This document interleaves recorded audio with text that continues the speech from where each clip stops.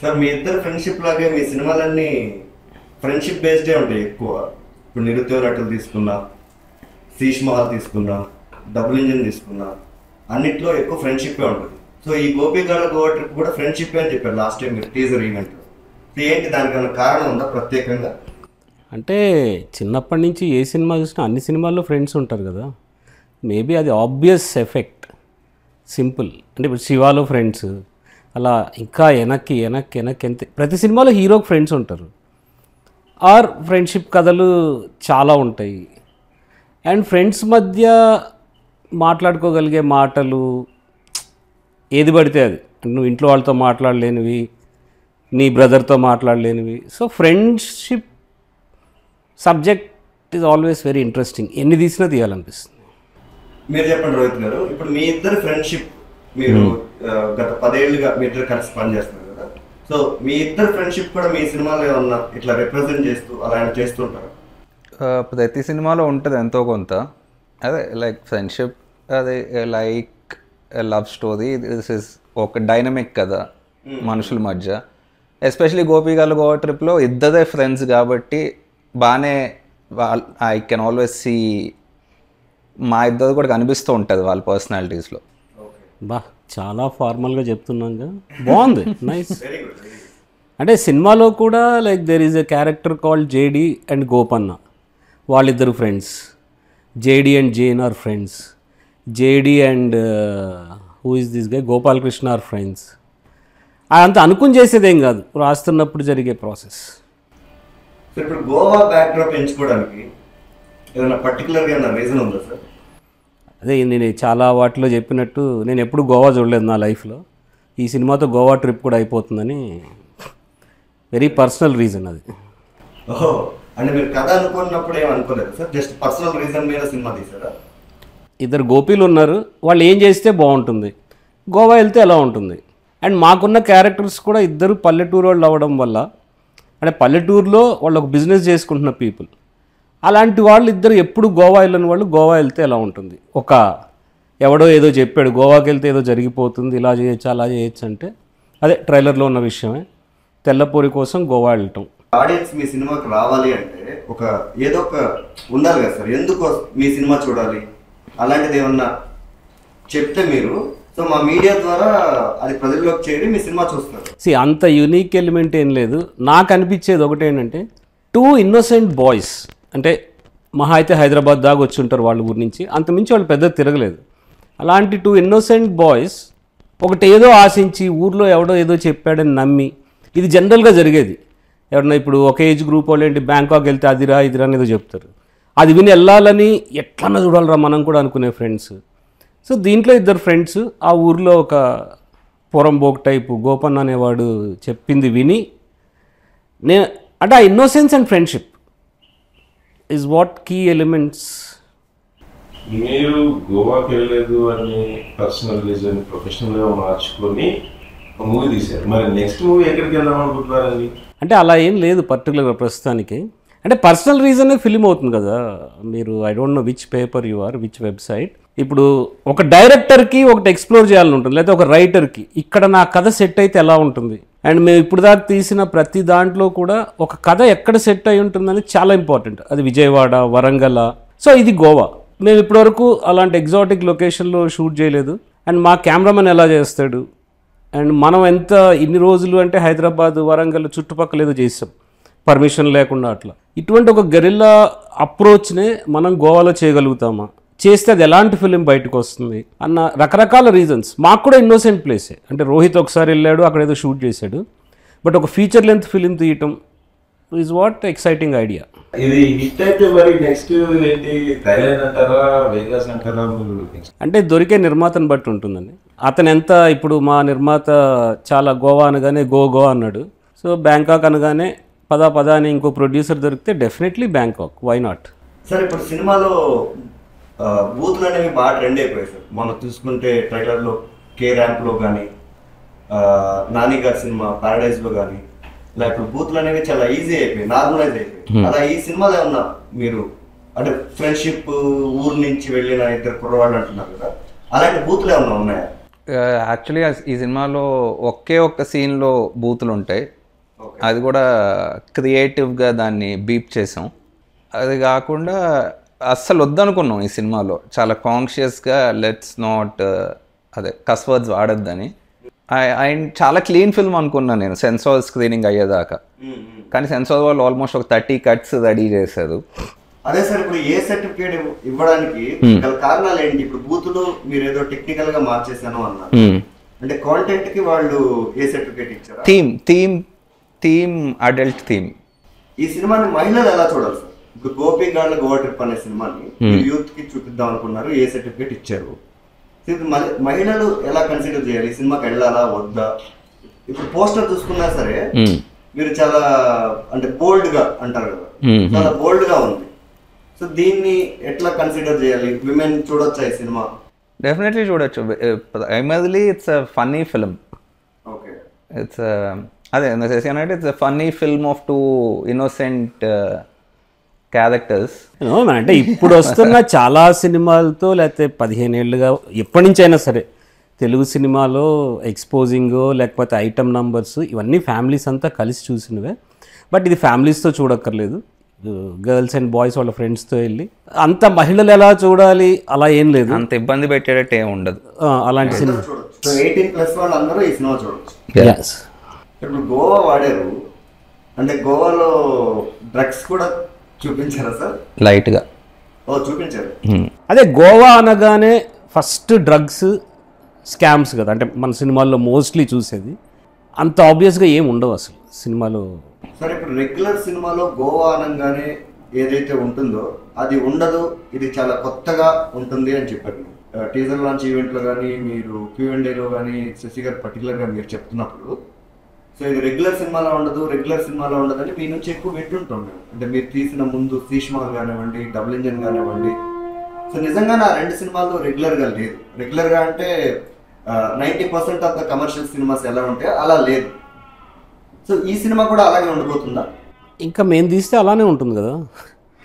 అంటే ప్రతి cinema different man. అంటే ఎవరి సినిమా ఒక డైరెక్టర్ ఎలా దాన్ని చూపించాలనుకుంటాడో చెప్పే కదా. మాకు ఇది చాలా ఒక different kind of film. Sir, మీరు ప్రతి సినిమా చాలా కొత్త వాళ్ళతోనే తీస్తుంటారు. సో ఎందుకు దానికి ఏమన్నా పర్టికులర్గా కారణాలు ఉన్నాయా? వీళ్ళతోనే తీయాలి అని, లేదా మీరు కథ అనుకున్నప్పుడే యాక్టర్స్ మైండ్లో ఊహించుకుంటారా? డబ్బులు సరిపోక ఈ యాక్టర్స్తో చేసేద్దాం అనుకుంటారా?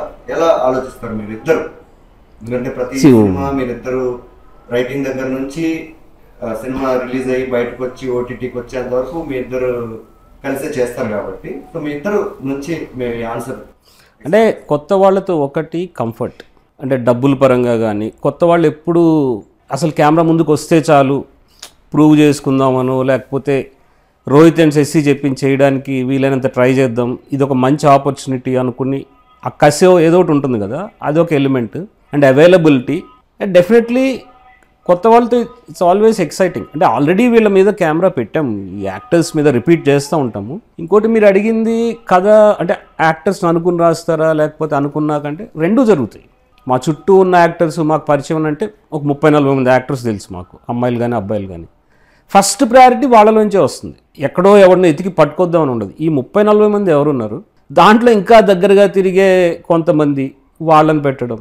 మేబీ నెక్స్ట్ ఫిలిం నేను పర్సనల్గా అనుకుంటున్నది అసలు కంప్లీట్గా ఇప్పటివరకు అవంతిలో చేయని వాళ్ళు, ఒక్క ఫ్రేమ్లో కూడా కనపడని వాళ్ళతో కొత్త వాళ్ళతో పనిచేయాలనుంది. మేబీ నెక్స్ట్ అది మళ్ళీ కొత్త వాళ్ళే నాకైతే. సార్, ఇప్పుడు డబుల్ ఇంజన్లో కొంతమంది ప్యాడింగ్ ఆర్టిస్ట్ని పెట్టారు, గాయత్రి గుప్తా గారిని, విశ్వేందర్ రెడ్డి గారిని. ఇలా సినిమాల్లో ఆల్రెడీ చేస్తున్న వాళ్ళని మీతో ఆల్రెడీ పనిచేశారు కాబట్టి వాళ్ళతో చేశారు. సో ఈ గోపి గారు గోవా ట్రిప్లో అలాగే ఎవరైనా ప్యాడింగ్ యాక్టర్స్ ఉన్నారా సినిమాలు చేస్తున్న వాళ్ళు కానీ? అంటే అందరూ మరి న్యూ ఫేసెస్ లాగా కాకుండా, అరే వీడిని ఆ సినిమాలో చూసాం మనం, లేకపోతే వీడిని ఆ సినిమాలో చూసాం, అలా ఎగ్జైట్ అవ్వడానికి అట్లాంటివి ఏమన్నా ఉందా? పవన్ రమేష్ అని ఒక యాక్టర్ ఉన్నాడు, తను రీసెంట్గా 23 అనే సినిమాలోను హీఈస్ లిటిల్ నోన్. తను ఉన్నాడు, కానీ ప్యాడింగ్ లాగా అనుకుని ఏం పెట్టలేదు. It was just out of కాదు. డబుల్ ఇంజిన్లో గాయత్రి గుప్తా, విశ్వేందర్ రెడ్డి ప్యాడింగ్ అని కాదు. ఇప్పుడు విశ్వేందర్ రెడ్డి ఏజ్ గ్రూప్ ఉంది, ఆ ఏజ్ గ్రూప్ వాళ్ళు చాలా కష్టం. ఒక తాతలాగా అనే కొత్త యాక్టర్ని ఎతకడం కన్నా మనకు తెలిసిన అదే ఆ 30-40 మంది ఫ్రెండ్ సర్కిల్ అంట కదా, దాంట్లో విశ్వేందర్ రెడ్డి 1 పర్సన్. పని ఈజీ అవ్వాలి. మాకు తెలుసు ఆ యాక్టర్, అతనితో ఈజీగా చేయించుకోగలం. ఒకవేళ ఆయనకి ఏమైనా కష్టమైనా మనం చెప్పి చేయించుకోవచ్చు. అగైన్ గాయత్రి గుప్తా తను వేరే సినిమాలు చేసిందని కాదు, again part of the group and easy to work with artist, సింపుల్గా అయిపోతుంది. ఫ్రెండ్షిప్ మ్యాన్, ఫిల్మ్ మేకింగ్లో నాట్ జస్ట్ యాక్టర్స్, ఒక టెక్నీషియన్స్, ఫస్ట్ ఫ్రెండ్ కెమెరామెన్, తర్వాత మ్యూజిక్ డైరెక్టర్, ఎవ్రీవన్, వీళ్ళు ఎంత ఫ్రెండ్స్ అయ్యి నువ్వు వాళ్ళతో ఎంత ఇంటరాక్ట్ అవుతావో, ఎన్ని రాత్రులు బీర్లు తాగుతావో, ఎన్ని రాత్రులు ఆర్గ్యుమెంట్లు చేసుకుని తిట్టుకుంటారు, కొట్టుకుంటారు. ఆ friendship works a lot on location. ఇప్పుడు చాలామంది లేదా కెమెరామెన్లను తీసేయటం, కొత్త వాళ్ళు అసలు కెమెరామెన్ పేరు సగం చేయించి ఇంకోటి పెట్టుకోవడం, అసలు ఎందుకు జరుగుతుంది అది? అంటిల్ అన్లెస్ వాడికి ఏదైనా హెల్త్ ప్రాబ్లం వచ్చి ఇట్లా. నేను వినేది క్లాషెస్ వచ్చినాయి మాకు, లేకపోతే ఒక యాక్టర్తో క్లాషెస్. సో మాకు ఇప్పటివరకు అలాంటి సిచ్యువేషనే రాలేదు, just because of friendship. Film making అంటేనే కమరాడ్రీ, అంటే అందరం కలిసి రావటం, కలిసి ఒక సినిమాని డెలివర్ చేయటం అనేది, ఎస్పెషల్లీ లో బడ్జెట్ ఆర్ ఇంత తక్కువ బడ్జెట్లో చేసేటప్పుడు. నేను ఈ పూట వాడికి ఓకే అరే లంచ్ పెట్టలేను, ఒక ప్లేట్ ఇడ్లీ తిను అన్నా కూడా పెద్దగా పట్టించుకొని, అది చిన్న ఎగ్జాంపుల్, ఒక స్టే కావచ్చు, ఒక ట్రావెల్ కావచ్చు, అరే నీకు ఇస్తానన్న డబ్బులు ఈ డేట్కి ఇవ్వలేను, తర్వాత సర్లే అన్న పర్లేదు కానీ ఒక 500 ఉంటాయి అన్న ఇంటికి వెళ్ళడానికి, అవన్నీ పట్టించుకోకుండా నువ్వు జస్ట్ సినిమా మీదే కాన్సన్ట్రేట్ చేయొచ్చు. When your team is really close to you. నేను ఎవ్వరికీ ఎక్స్ప్లెనేషన్ ఇవ్వదలుచుకోలేదు, అన్న వాడికి కొంచెం ఎక్కువ లెంత్ క్యారెక్టర్ ఇచ్చావు, నా మొహం మీద క్లోజప్ పెట్టలేదు, ఇవి ఏం ఉండవు. షూట్ని ఎంజాయ్ చేయాలి, పని చేసుకుని వెళ్ళిపోవాలి. శశి గారు, మీరు మాట్లాడుతుంటే అనిపిస్తుంది మీకు 25 సంవత్సరాల సినిమా ఇండస్ట్రీ, ఫ్రెండ్షిప్, పని ఇదంతా ఉంది కదా. సో ఇవన్నీ మీరు రెగ్యులర్ గానే వింటూ ఉంటారు. వాట్ ఎవర్ మీరు ఏదైతే చెప్పిందో క్లోజ్అప్ గురించి యాక్టర్స్ అలిగారని, ఇండస్ట్రీలో ఇన్సైట్ జరిగేది. సో ఈ 25 సంవత్సరాల మీ సినిమా ఎక్స్పీరియన్స్ ఎవరైనా మీకు ఏమన్నా ఈ సినిమాకి హెల్ప్ చేశారా? అంటే ఇప్పుడు మీకు హరీష్ శంకర్ గారు ఒకప్పుడు ఫ్రెండ్ అని ఒక ఇంటర్వ్యూలో చెప్పారు, గోపి మోహన్, చంద్ర సిద్ధార్థ్ గారు, ఇలా మీరందరితో కలిసి పనిచేశారు, తిరిగారు, మీరందరూ కలిసి ఒక చోట ఉన్నారు. వాళ్ళు ఏమన్నా మీ సినిమాకి హెల్ప్ చేస్తున్నారు? లేదు, అంటే నేను 2009-10లోనే వాళ్ళందరితో ఒక రకమైన అంటే వాళ్ళు మెయిన్ స్ట్రీమ్లోకి వెళ్ళిపోయారు. అప్పుడు దాకా కలిసి గ్యాదర్ అవటం, ఛాయలు తాగటం ఇట్లా ఉండేది. తర్వాత హరీష్ ఫిలిమ్స్లోకి వెళ్ళిపోవడం, అందరూ నా ఫ్రెండ్స్ అందరూ ఎక్సెప్ట్ నేను తప్ప. సో పర్టికులర్గా వాళ్ళని వెళ్ళి హెల్ప్ అడిగేంత సిచ్యువేషన్ అయితే ఎప్పుడు రాలేదు. మేబీ ప్రమోషన్కి పిలిచి అడిగితే ఏమన్నా ప్లస్ అవుతుంది, లేకపోతే హరీష్ వస్తే హరీష్ మాట్లాడితే, లేదా గోపి మోహన్ అనిపిస్తే అడగాలి తప్పితే యాజ్ పార్ట్ ఆఫ్ ప్రొడక్షన్ ఈ 12 years. అంటే ఇంకొకటి ఏంటంటే వెరీ ఇంట్రెస్టింగ్ థింగ్, 2013 నవంబర్ 14 మేము ఫస్ట్ డే షూట్, నేను రోహిత్ కలిసి మేము శీష్ మహల్ మొదలుపెట్టిన రోజు, మళ్ళీ 12 ఏళ్ళకి ఆ డేట్కి మా థియేట్రికల్ 3వ సినిమా. మిగతా చాలా రిలీజ్ అయిన ఈ మధ్యలో, బట్ థియేట్రికల్గా 3వ సినిమా. Interesting coincidence. ఇది గోవా ట్రిప్ అన్నారు కదా, ట్రావెల్ బేస్డ్ ఫిల్మా లేదా ట్రిప్పీగా ఉంటుంది? అంటే మీ పోస్టర్స్ అన్ని చాలా కలర్ఫుల్ గా, డ్రీమీగా, ట్రిప్పీగా ఉన్నాయి. అలా ఏమైనా డిజైన్ చేశారా? గోవా అంటే జనాలు ఎక్స్పెక్ట్ చేస్తారు కదా సార్, ఏదైనా ట్రిప్ లాంటిది. అదే గోవా యూజువలీ కాస్త యాజ్ ఎ టూరిస్ట్ నువ్వు వెళ్ళినప్పుడు కూడా అక్కడ ఉండే జనం, ప్లేసులు, రోడ్లు ఇవన్నీ ఒక మ్యాజికల్ వైబ్ ఉంటుంది. అండ్ అంటే బికాస్ ఆల్కహాల్ తక్కువ దొరుకుద్ది కాబట్టి ఇంకా you can, the place it self is very trippy. So I think that just slipped in to the film.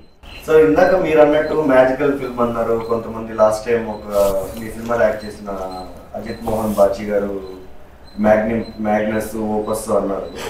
So ఏంటి సార్ అంటే మ్యాజికల్ అంటే, ఇప్పుడు చాలా రోజులు అయిపోయింది మనం చూసి సినిమాల్లో మాయమైపోవడాలు, ప్రత్యక్షం అవ్వడాలు, అట్లాంటివి ఏమన్నా మీరు మ్యాజికల్ అంటే అట్లాంటివి ఏమన్నా మ్యాజిక్ చేశారా ఈ సినిమాలో? అలాంటివి ఏమన్నా చిన్న పార్ట్ లాంటివి ఏమన్నా ఉందా? ఒక క్యారెక్టర్ ఉంది గోపాల్ కృష్ణ అని, తను సినిమాలో వన్స్ తన సీన్స్ స్టార్ట్ అయ్యాక, తన ఎంట్రీ అయ్యాక ఒక మ్యాజికల్ ఎలిమెంట్ తనతో పాటు ఉంటుంది. తను ఒక రూటెడ్ మానసికుడ్ టైప్. అంటే లైక్ ఆయన చెప్పే మాటలు, ఆయన చేసే పనులు, కొంచెం డ్రగ్స్ కూడా ఆ క్యారెక్టర్ అసోసియేటెడ్గానే వస్తాయి సినిమాలోకి. సో అక్కడ that character is the magic element.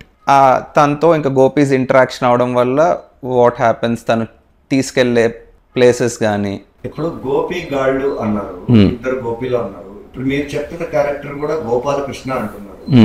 Trailer last లో నాకు తెలిసి ఆయన అయి ఉంటాడు అనుకుంటా, గోపాలకృష్ణ క్యారెక్టర్ ఫ్లూట్ ప్లే చేస్తూ ఉంటే ఆ బీచ్ ముందు నుంచి ఇలా ఒక ఆవు వెళ్ళిపోతుంది.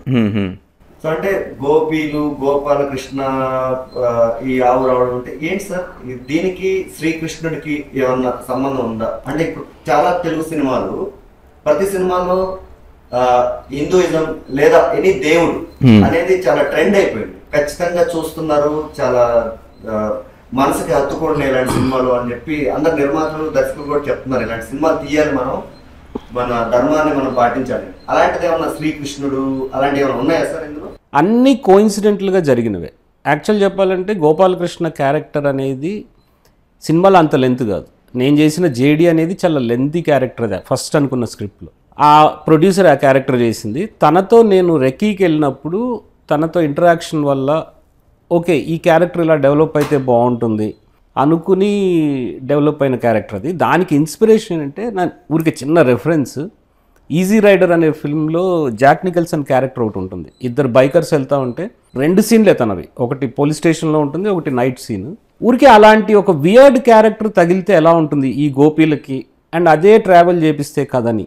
అండ్ ఆ క్యారెక్టర్తో మేము ఫస్ట్ మా ఊర్లో షూటింగ్ మొదలుపెట్టి 3 రోజుల తర్వాత గోవా రీచ్ అయినాక మా ప్రొడ్యూసర్ సాయి, గోపాలకృష్ణ క్యారెక్టర్ చేసిన అతను, తన సంచిలోంచి ఒక ఇంత పెద్ద ఫ్లూట్ తీసి వాయించడం మొదలుపెట్టాడు. నాకు అప్పటిదాకా తెలియదు. అంటే సాయి ఆల్మోస్ట్ 15 years నుంచి ఫ్రెండ్. నువ్వు ఫ్లూట్ వాయిస్తావా అంటే యా అన్నాడు. చాలా బ్యూటిఫుల్గా ఫ్లూట్ వాయిస్తే ఓకే ఒక ఎలిమెంట్ బాగుంది, ఇది కూడా వాడదాం ఫ్లూట్ వాయించే ఎలిమెంట్. దెన్ ఒక సీన్లో అన్ఎక్స్పెక్టెడ్లీ ఒక మ్యాజికల్ థింగ్ లేకపోతే ఒక దెయ్యాల్లాగా మాయమయ్యే థింగ్ జరిగే చోట మేము ఆ సీన్ షూట్ చేస్తున్న దాని పక్కనే బృందావన్ అని చెప్పి ఒక లాడ్జ్ ఉంది. అన్ని కోయిన్సిడెంట్లే, మాకున్న బడ్జెట్కి మేము బృందావన్ అని ఆలోచించి బోర్డు పెట్టి అంత సీన్ లేదు. అండ్ ఇంకోటి ఆ ఆవు వెరీ బ్యూటిఫుల్ కోయిన్సిడెన్స్. అది పేర్లు గోపి గోపాలకృష్ణ ఇలా తప్పితే అసలు కృష్ణుడు అసలు ఆ ఎలిమెంట్ అసలు అనుకోలేదు. అన్నీ యాక్సిడెంట్లుగా జరిగినాయి. సార్ ఇప్పుడు ఫ్యూచర్ లో మీ ఇద్దరు కలిసే సినిమాలు చేస్తారా? మీ ఇద్దరు నుంచి విడివిడిగా ఏమన్నా సినిమాలు ఎక్స్పెక్ట్ చేయొచ్చు? నెక్స్ట్ ఇయర్ కంపల్సరీ జరుగుతుంది అది. అంటే ఇద్దరం కలిసి ఒక సినిమా మీదే కాన్సన్ట్రేట్ చేసి ఇద్దరి ఎఫర్ట్స్ కానీ ఎనర్జీస్ వెళ్తున్నప్పుడు, డబ్బులు ఫ్లోట్ అవుతున్నప్పుడు, ఇద్దరం 2 సినిమాలు చేస్తే ఓకే పని ఎట్లా షేర్ చేసుకుంటాం, టీం ఎట్లా డివైడ్ అవుతుంది అనేది డిఫరెంట్ థింగ్. బట్ ఇంకొంచెం కంఫర్టబుల్గా ఒక 2 సినిమాలు తయారైతే నెక్స్ట్ ఇయర్, మేబీ 2 ఒకే రోజు రిలీజ్ అయితే అది మరీ డ్రీమీలే. బట్ ఇద్దరం 2 ప్రొడక్షన్స్ చేయటం అనేది డెఫినెట్గా జరుగుతుంది. అది ఒకటి ప్రోడక్టివ్ యాంగిల్, ఇంకొకటి కైండ్ ఆఫ్ చూద్దామనుంది. ఇద్దరం ఒకళ్ళ సపోర్ట్, తన సొంత కథ నా సొంత కథ, అసలు కథలో మేబీ ఒక నెరేషన్ యాజ్ అ క్లోజ్ ఇంత అసోసియేషన్ ఉంది కాబట్టి ఒకసారి నెరేట్ చేసుకుని డిస్కషన్ చేస్తాం. కానీ బట్ ఆన్ లొకేషన్ కొంచెం డిఫరెంట్ ఎక్స్పీరియన్స్ ఇవ్వడానికి. జెసి గారు మీరు చెప్పారు ఇద్దరు నల్లగా ఉన్న గోపీలు తెల్లపూరి కోసం అంటారు. పోస్టర్ లో కూడా మీరు చాలా క్లియర్ గా మెన్షన్ చేశారు, ట్రైలర్లో అన్నిట్లో అది కూడా మీరు అదే అన్నారు. ఏంటి sir me obsession on white women? చాలా యూనివర్సల్ థింగ్ అది. అంటే ఇక్కడ ఫెయిర్ స్కిన్ అనేది not just white women. So అలా ఇప్పుడు మనకు కూడా లోకల్గా ఇట్స్ చాలా పెద్ద విషయం కదా, గ్రోయింగ్ అప్ ఇలా కాస్త ఫెయిర్గా ఉన్న ఫ్రెండ్స్, కొంచెం డార్క్గా ఉన్న ఫ్రెండ్స్ వాళ్ళ మధ్య ఒక రకమైన ఇన్బిల్ట్ ఏమంటారు థాట్ అనిపిస్తుంది. అంటే even before you know it. So అలాంటి ఒక వెరీ స్టాండర్డ్ కాదు, వెరీ బేసిక్ ఫ్యాంటసీ అది. And including pan, you know, the whole white woman thing is especially kotta generation ki they are exposed to the internet very early. So adoka regular obsession, nothing new about it. And అంటే ఇదొక్కటే కాకుండా మన especially south Indian సినిమాలో north Indian అక్కడ హీరోయిన్స్ని తీసుకొచ్చి పెట్టడం, hero skin tone ఏదైనా కానీ, అంటే ఒకప్పుడు తెలుగు సినిమాల్లో ఉన్నారేమో కానీ లిటిల్ ఏమంటారు dark skin or brown skin women, otherwise తెల్లగా ఉండాలి అమ్మాయి హీరోయిన్ అంటే. నేను ఒక చిన్న రెఫరెన్స్ ఇస్తాను. నివేతా ప్రకాశం అని చెప్పి ఒక స్టాండప్ కమెడియన్ ఉంది, హూజ్ ఎ తమిళియన్. ఆ అమ్మాయి చాలా బ్యూటిఫుల్ జోక్ వేస్తుంది. మా తమిళోళ్ళకి ఎంత అంటే, తను తమిళ అమ్మాయి కాబట్టి అందరికీ తెల్ల హీరోయినే కావాలి, లేకపోతే పెళ్లి చేసుకుందాం అంటే తెల్ల అమ్మాయే కావాలి, పిల్లలు తెల్లగానే పుట్టాలి. ఇది ఒక ఇట్లా ఉంది మన సొసైటీలో. కానీ అంటే చిన్న పిల్లలు పుట్టినప్పుడు కూడా అబ్బా వాళ్ళ నాన్న కలర్ వచ్చింది, వాళ్ళ అమ్మ కలర్ వచ్చి ఉంటే బాగుండేది. జస్ట్ బార్న్ బేబీస్ గురించి ఏంటి అది ఉంది మన లోపల. నా ఎగ్జాంపుల్ చెప్తా ఒకటి. నేను హంపి, గోవా ఫస్ట్ టైం వెళ్ళా, బట్ హంపీకి రెగ్యులర్గా వెళ్తూ ఉంటా. అక్కడికి వెళ్తే నాకు ఫారినర్స్ ఏం అనిపిరు, ఉమెన్ ఆర్ మెన్. ఇదే నేను ఇక్కడ మెట్రోపాలిటన్ కేఫ్లో కూర్చుంటే పక్కన ఎవరన్నా పాస్ అవుతున్నారు అనుకోండి, ఒక ఫారినర్, టక్కన ఐస్ టర్న్ అయ్యి ఏంటి ఇక్కడ తిరుగుతున్నారు వీళ్ళు తెల్లోళ్ళు అన్న ఒక ఏదో some sense, it's like that. అలాగే ఊర్లో ఉన్న అబ్బాయిలకి, ఊర్లో అని కాదు, అది ఊరనే కాదు, సిటీలో ఎక్కడున్నా కూడా ఈ వైట్ ఉమెన్, ఫారెన్ ఉమెన్ అనే అబ్సెషన్. ఎందుకు బ్యాంకాక్ టూరిజం అంత ఉంటుంది? బ్యాంకాక్కి వెళ్ళి ఏం చేస్తారు మన వాళ్ళు, దేనికోసం వెళ్తారు? మాట్లాడేదే అది. ఇది ప్యూర్లీ అంటే ఉమెన్ మధ్య ఎలాంటి డిస్కషన్ ఉంటుందో నాకు తెలియదు about white men, but men మధ్య మాకు తెలిసింది. సో దాన్ని ఒక కథ అయితే ఎలా ఉంటుంది అంతే తప్పితే అబ్సెషన్ అయితే ఉంది, న్యాచురల్గా ఉంటుంది. అంటే రేసిజం గురించి, కలర్ డిస్క్రిమినేషన్ గురించి అలా ఈ సినిమాలో టచ్ చేశారు సార్ మీరు ఆ పాయింట్స్ అలాంటివి? పర్సనల్ లెవెల్ అంటే దీస్ టూ బాయ్స్ వాళ్ళిద్దరే లీడ్ కాబట్టి ఫిలింలో at one point in the film వాళ్ళకి గోవా వెళ్ళినప్పటి నుంచి ఒక రకమైన ఇన్ఫీరియారిటీ స్టార్ట్ అవుద్ది. స్కిన్ కలర్ గురించి కాన్వర్జేషన్ ఉంటుంది చాలా సటిల్గా. అంటే డైలాగ్ చెప్పేస్తా నేను. ఒక ఇంటికి వెళ్తే ఏంద్రా మనం నల్లగా ఉన్నామని బయట కూర్చోబెట్టిర్రు అనే ఒక డైలాగ్, అది ఇంప్రూవ్లో వచ్చిందో చెప్పామో నాకు గుర్తులేదు. సో అది ఉంటుంది కానీ అది టాపిక్ కదా సినిమాకి. అసలు వీళ్ళ కళ తీరిందా లేదా? సార్ ఇప్పుడు మీరు అనుకున్న కథకి మీరు అనుకున్న వాళ్ళనే తీసుకుంటారు, మీకు తెలిసిన ఫ్రెండ్స్ వాళ్ళ ఆ సర్కిల్లోనే మేము తీసుకుంటాం అంటారు. సో వాళ్ళు మీరు అనుకున్న కథకి వాళ్ళు న్యాయం చేశారు సార్? అందరు యాక్టర్స్, డైరెక్టర్ చెప్పాలి, చేశారు, బాగా చేశారు, చాలా బాగా చేశారు. ఈ సినిమా నుంచి యూత్కి ఏమన్నా మీరు మెసేజ్ ఇవ్వదలుచుకున్నారు సార్? మెసేజ్ ఏం లేదు, గోవా వెళ్ళండి, చిల్ చేయండి. వైట్ ఉమెనా లేకపోతే బీచెస్ మంద, it's up to them, but a simple chill film. And ఇంకొకటి, it's not a comedy film, it's a fun friendship film. జనరల్గా గోవా ఫిలిమ్స్ అన్నీ ఎంతో కొంత గోవా సినిమాలో చాలా సీరియస్గా తీసినవి తప్పితే ఏమున్నాయో నాకు తెలియదు. గోవా అనగానే ఒక కామెడీ అక్కడికి వెళ్ళేవో అలా ఉంటాయి కదా ఎక్స్పెక్టేషన్స్, కానీ రైటింగ్ అప్పుడు కానీ అలా ఏం ఉండదు. It's a very simple funny film. గంట 45 నిమిషాలు సినిమా లెంత్. జస్ట్ ఫస్ట్ హాఫ్ ఇలా ఫట్మన్ అయిపోతుంది, 55 minutes. First half is 45. అదొకటి నేను యాక్చువల్లీ నాకు చాలా ప్రతి సినిమా 2 గంటల లోపే, ఇది ఇంకా తక్కువ, ఆ 2 సినిమాల కన్నా ఇంకా తక్కువ. అండ్ నెక్స్ట్ మాకైతే 90-minute ఫిలిమ్స్, అలా టైట్ ఫిలిమ్స్ చేయాలని ఉంది. అంటే దానికి ఇండస్ట్రీ ఒక అబ్జెక్షన్ ఉంటుంది, 2 గంటలు లేకపోతే ప్రేక్షకుడు సాటిస్ఫై అవ్వడండి వాడు పెట్టిన డబ్బులకి. ఇలా ఇదేంటి ఇలా వచ్చాను అలా అయిపోయింది అనుకుంటారు అని ఒకటి. ఇప్పుడు కాదు, నేను 10-15 ఏళ్ళ నుంచి వింటున్నా ఈ మాట. నేను ఎప్పుడు షార్ట్ లెంత్ ఇలా 90-minute ఫిలిమ్స్ చెప్పినప్పుడు అలా ఏం కాదు, చూసినంతసేపు ఎంగేజింగ్గా ఉంది, బయటకు వచ్చామా, దట్స్ ఇట్, అయిపోయింది సినిమా. అదేం హార్డ్ హిట్టింగ్గా లేకపోతే అన్నీ కాదు. నీ టైంని తక్కువ కన్జ్యూమ్ చేసింది, నిన్ను ఎక్కువ పెయిన్ఫుల్గా థియేటర్లో కూర్చోబెట్టలేదు. ఈవెన్ ఈ సినిమాకి కూడా వన్ ఆఫ్ ది డిస్ట్రిబ్యూటర్ అదేంటి 2 గంటలు లేదా, కష్టం అండి అయితే అని హ్యాండ్ ఇచ్చాడు మాకు, 2 గంటలు లేదని ఒక reason. So it's fine. November 14th థియేటర్స్కి రండి, ఫ్రెండ్స్తో రండి. And we invite all the gopis and friends. And Gopi అనే వాళ్ళకి ఫ్రీ టికెట్ ఇవ్వాలని ఒక ప్లాన్ ఉంది, అట్లీస్ట్ ఒక 500 మంది గోపీలకి. అది డిస్కషన్లో ఉంది, దానికి చాలా డబ్బులు చాలా అంటే 70-80 వేలు అవుతాయి. ట్రై చేస్తున్నాం. Otherwise come to theatres and watch the film. Sir technicians గురించి వస్తే, ఇప్పుడు మీరిద్దరు ఇండిపెండెంట్ గా స్టార్ట్ చేసి మొదటి నుంచి మీరు ఏవైతే షార్ట్ ఫిల్మ్స్ కానీ వెబ్ సిరీస్ కానీ మొన్న రిలీజ్ చేసిన శీష్ మహల్ కానీ డబుల్ ఇంజన్ కానీ ఎక్కువ శాతం అంటే దాదాపు 90% మీ సినిమాలన్నిటికీ మ్యూజిక్ డైరెక్టర్ వివేక్ సార్ గారు. సో సో ఆయన ఇప్పుడు చాలా ఫేమస్ అయిపోయారు, రేంజ్కి వెళ్ళిపోయారు ఒక రేంజ్కి. సో అందుకని ఈ సినిమాలో పని చేయలేదా, లేకపోతే ఏదైనా వేరే కారణాలు ఏమైనా ఉన్నాయా వివేక్ సాగర్తో పని చేయకపోవడానికి ఈ సినిమా? మొదలుపెట్టినప్పుడు తను డేట్స్ మ్యాచ్ అవ్వలేదు. అండ్ రవితో మాకు ఇది మూడో ఫిల్మ్. వి డెడ్ ఒక షార్ట్ ఫిల్మ్ చేసాం, ఒక 1 hour ఫిల్మ్ చేసాం. సో రవి కూడా మాకు కొత్త ఏం కాదు, is already somebody we work with. And స్మదన్తో చాలా చేసాం. అవి తక్కువ రిలీజ్ అయినాయి, తక్కువ అసలు స్మదన్తో చేసినవి ఏవి రిలీజ్ అవ్వాలి. Actually we done 3-4 projects with him. So nothing like that, you know, whoever is available, or sometimes కొత్త యాక్టర్స్తో చేసినట్టే, కొత్త కెమెరామెన్తో చేసినట్టే, even musician, it's interesting to work with new. ఈ సినిమా ట్రైలర్ చూస్తున్నప్పుడు ఎక్కువగా మా దృష్టికి నచ్చింది ఏంటంటే సార్ విజువల్స్. అంటే గోవాని ఇప్పటివరకు ఎప్పుడు ఎవరు చూపించలేదు ఇలా అనే ఫీలింగ్ మాకు కలిగింది. గోవా అనగానే ఎక్కువ శాతం బీచ్లు ఉంటాయి, వైట్ ఉమెన్ ఉంటారు, ఇవే ఉంటాయి, డ్రగ్స్ అన్నీ ఉంటాయి. కానీ విజువల్ ప్రజెంటేషన్ అనేది చాలా బ్యూటిఫుల్గా ఉంది ఈ cinema.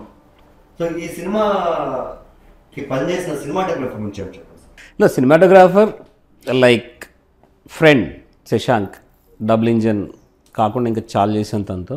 Very exciting cinematographer. So Shashank ఎలా చూస్తాడు గోవాని? నిరుద్యోగ నటులు మా ఫస్ట్ కలిసి పనిచేయడం, తర్వాత మెయిన్ డబుల్ ఇంజన్, ఆ తర్వాత చిన్న చిన్నవి అవి ఇవి చాలా చేస్తూ ఉన్నాం. అండ్ అగైన్ శశాంక్కున్న ఒక ఎక్సైట్మెంట్ మాలాగే, చాలా క్యాజువల్గా తాపత్రయం అనుకో, అంటే మనం కంగారు పడినా కాదు అనుకుని తను కొంచెం టైం తీసుకుని ప్లస్ ఆ గెరిలా స్టైల్కి అలవాటు పడి ఉండటం. ఇక్కడ తీద్దాం అనగానే నో అనకుండా ఇక్కడ తీద్దాం, ఇక్కడ ఏం దొరుకుతుంది మంచి shot. So comfort man, is a beautiful cameraman. ఇంకా చాలా చేయాలని శశాంక్తో. రోహిత్ గారు మీరు చెప్పండి, ఆన్ సెట్ సినిమాటోగ్రాఫర్ శశాంక్ గారు ఎలా ఉంటారు, ఎలా పనిచేస్తారు? లక్కీలీ మేము ముందు నుంచి పనిచేసిన విత్ ఆల్ కెమెరామెన్ ఒక రకమైన కామ్ ఉంటుంది. సో కామ్ అంటే వాళ్ళు పర్సనల్గా కామ్ ఉంటారన్నా మేకింగ్? రెండు వాళ్ళు personally the very calm silent types. And ఆ ఎనర్జీ సెట్కి ట్రాన్స్లేట్ అవుతుంది. Cameraman when he's a calm character అంటే కంగారు పడరు, కంగారు పెట్టరు, అదవదు, ఎవరినేమందు, లైక్ యూనో అన్నీ. It is a very important thing, especially in sync sound shoot. Especially ఇలా లొకేషన్ పర్మిషన్స్ లేకుండా చాలా చోట్ల తీసినప్పుడు you need a calm group of people. అది ఆ విషయం అర్థమయ్యి మనం అక్కడ షూట్ జరుగుతుందని ఎవరికి తెలియకూడదు. ఆల్మోస్ట్ మేము తీసిన చాలా అవుట్డోర్ లొకేషన్స్లో అది తెలిసే లోపల అక్కడ నుంచి వెళ్ళిపోవాలి. So that ways he is perfect. ఇంకొకటి మనకి సింక్ సౌండ్, రోహిత్ అన్నట్టు సింక్ సౌండ్ అనే సెన్స్ ఉండడం కెమెరామెన్కి. అదే మన సినిమాల్లో రెగ్యులర్గా ఏంటంటే అదొక natural habit. Track and trolley వాళ్ళకో లేకపోతే వీళ్ళకి చిన్న సజెషన్ కెమెరామెన్ వైల్ డూయింగ్ ఇస్తూ ఉంటారు. అరే కొంచెం లెఫ్ట్కి వెళ్ళు, వాట్ ఎవర్, కొంచెం ఫోకస్ చూసుకో. ఎందుకంటే డబ్బింగ్ కాబట్టి అది అలవాటు అయిపోయింది కెమెరామెన్ మాట్లాడడం అనేది జనరల్గా. అలా కాకుండా సింక్ సౌండ్ని, ఆ సెన్స్ని అర్థం చేసుకోవడం. అండ్ ఇంకొకటి బూమ్ మైక్స్ పెట్టాలి. జనరల్గా దీంట్లో ఉండవు మనకు రెగ్యులర్ డబ్బింగ్ చేసే సినిమాల్లో. సో వాళ్ళకి తగ్గట్టు అడ్జస్ట్ అవ్వడం ఒక్కో సిచ్యువేషన్లో. అన్న ఇక్కడ బూమ్ పెట్టలేకపోతున్నాం అంటే తను అది కూడా అర్థం చేసుకుని తన కంపోజిషన్ అడ్జస్ట్ చేసుకుని ఇప్పుడు ఓకేనా. సో ఆ సెన్సిబిలిటీస్ అన్నీ శశాంక్ ఉన్నాయి కాబట్టి it's very easy to work. And especially calmness. తను చెప్పింది అవతల ఒక యాక్టర్కో వాళ్ళకు అర్థం కాకపోతే లేకపోతే ఒక సెట్ ప్రాపర్టీ జరపాలంటే తనే వెళ్ళి దాన్ని ఎక్కడ కావాలో అక్కడ ఫ్రేమ్లో పెట్టుకుని వచ్చి మళ్ళీ ఇది చాలామంది కెమెరామెన్స్ చేస్తారు, but comfortable cameraman basically. Rohit గారు, ఎందుకు ప్రతి సినిమా మీరు సింక్ సౌండ్తోనే చేస్తారు? అంటే మీరు డబ్బింగ్ సినిమాకి ఏమైనా అగేన్స్టా, లేదా క్వాలిటీ గురించి లేకపోతే అలాంటివి ఏమన్నా ఇన్హిబిషన్స్ మీకు ఉన్నాయా? సింక్ సౌండే చేయడానికి గల కారణాలు మీ అన్ని సినిమాలో సింక్ సౌండ్? అది అంటే మేము పనిచేసేది అంటే చాలా ట్రైన్డ్ యాక్టర్స్తో కూడా పనిచేసాం. అలా కాకుండా లాట్ ఆఫ్ అదే న్యూ యాక్టర్స్ ఆర్ నాన్ యాక్టర్స్తో పనిచేస్తాం. Sound is half the performance ఇలా. అండ్ మేము చేసేవాటిలో కూడా కాన్వర్జేషన్ రియలిస్టిక్గా ఉండాలి. రియలిస్టిక్ అంటే ఓకే ఒక ఇద్దరు మాట్లాడుకుంటే వాళ్ళు నిజంగా ఫ్రెండ్స్ అన్న విషయం కన్వే అవ్వాలి నీకు ఇన్ చాలా తక్కువ. సో ఆ రకంగా ఇట్స్ డిఫరెంట్ రెండు డిఫరెంట్ మెథడ్స్ అవి, సింక్ సౌండ్ డబ్బింగ్. ఒక్కసారి దీనికి అలవాటు పడ్డాక అసలు దాని అప్రోచే డిఫరెంట్ ఉంటుంది. డబ్బింగ్ సినిమా నువ్వు కంపోజ్ చేసే షార్ట్ లెంత్లు, కట్ పాయింట్లు అన్నీ మారిపోతాయి మొత్తం. అంటే ఏమంటారు, క్రికెట్కి ఫుట్బాల్కి ఉన్నంత తేడా ఉంటుంది. It's different game all together. So ఆ రకంగా ఇట్స్ అండ్ లైవ్ ప్రాంప్టింగ్ ఉంటుంది డబ్బింగ్ అంటే. ఎవరినో ఒక అసిస్టెంట్ డైరెక్టర్ ఎవరో స్క్రిప్ట్ పట్టుకుని చెప్పడం. అంటే నటనలో వాచకం అనేది అది రోహిత్ అన్నట్టు half the performance is dialogue. కాబట్టి ఇదొక స్టైల్, మాకు నచ్చిన స్టైల్. చాలా కష్టం మనకి సింక్ సౌండ్ అనేది, ఎస్పెషల్లీ గెరిల్లా షూట్స్లో నువ్వు ఎవరిని కంట్రోల్ చేయలేవు. కానీ this is lot of fun. అలా చేయగలగడం it feels like achievement. Rohit and Sashi మీరిద్దరు చాలా పెద్ద ఫ్యాన్స్ ఆర్జీవి గారికి. సో ఆర్జీవి గారితోనే ఇప్పుడు పోటీకి వస్తున్నారు. నవంబర్ 14th ఆయన 30 సంవత్సరాల తర్వాత శివ రిలీజ్ చేయడం, మీ సినిమా కూడా గోపికళ్ళ గోవా ట్రిప్ ఆ రోజు రిలీజ్ అవ్వడం, మీకు ఎలా అనిపిస్తుంది? మీ ఇన్స్పిరేషన్తో సినిమా రిలీజ్ చేయడం అనేది? అంటే ఆయన టెండూల్కర్ అయితే మేము అభిషేక్ శర్మ. మా పిచ్చి షాట్లు ఏమో మేము ఆడుకుంటాం.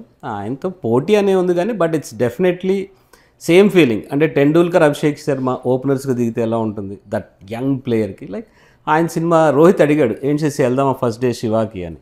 అంటే నేను రానన్నా. అంటే నేను ఏదైతే చూశానో 36 ఏళ్ళ క్రితం 10 సార్లు చూసుంటా. 1989లో రిలీజ్ అయినప్పుడు. తర్వాత టీవీలో లేకపోతే యూట్యూబ్లో నేను రోహిత్ అప్పుడప్పుడు కొన్ని షార్ట్స్ పెట్టిన, అయితే నేను ఒక్కడిని కొన్ని చూడటం, ఎస్పెషల్లీ రఘువరన్ సీక్వెన్సెస్ కానీ ఇవి. అండ్ ఆర్జీవి ఇంటర్వ్యూస్ చాలా వినటం శివ గురించి. అండ్ నేను ట్రైలర్ చూసా, నాకెందుకో నేను కనెక్ట్ అవ్వలేకపోయి. ఇది కొంచెం వేరే ఫిల్మ్ లాగా ఉంది. అంటే ప్రజెంట్ డే ఫిల్మ్ లాగా ఉంది. కలర్ కరెక్షన్ చాలా బాగుంది, క్వాలిటీ హై క్వాలిటీ. ఏంటో అంత బ్లూగా ఉంది cinema. This lot of blues.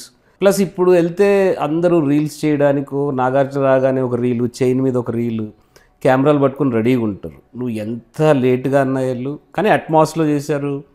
నాకేమో సౌండ్ ఎవరైనా రోహిత్ వెళ్ళి చూస్తే రోహిత్ చూస్తాడేమో. ఫస్ట్ డే మేమిద్దరం శివాకి వెళ్ళటం ఇంకా బాగుంటుంది. పక్కన గోపిగాళ్ళు ఉంటే మేమిద్దరం శివాకి వెళ్ళటం. కానీ నాకైతే శివ చూడాలని లేదు.